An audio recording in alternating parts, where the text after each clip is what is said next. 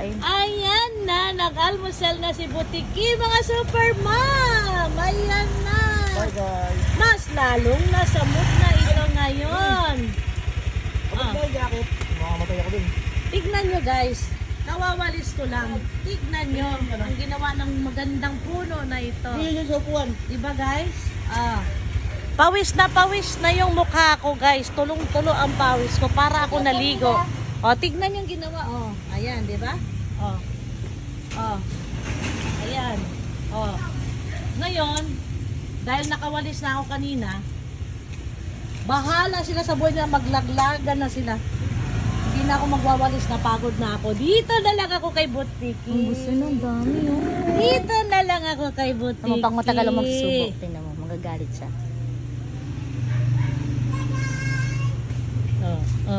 Magagalit yan. Gusto niya subo agad eh. Cereal ko yan eh. Ba't yung pinapapak? Binilang ko kayo ng sarili yung cereal ah. Binaon na nga nila. Ha? Masado. Masarap masyado.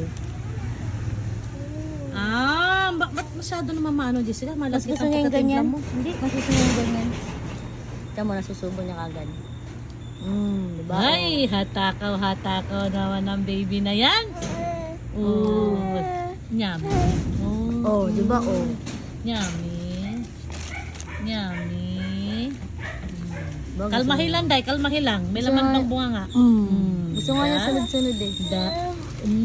Sarap. Kanino to? Nagamay na siguro ito. Laki nyo nga sa pag... May salarin na. Tingnan nyo guys, yung salamin ni Jamaica. Nasa bag ni Jamaica to. Oh. Pinakialaman na naman ng isang booklets na yun. No? Yung... Naya! Karton? Naya! Saan yung kanini? Naya! Hinagay ko lang dyan. Gusto niyo yung tatlo guys. Oh, yan. Sa dog. Kuya. Sa puppies. Ang daming puppies eh.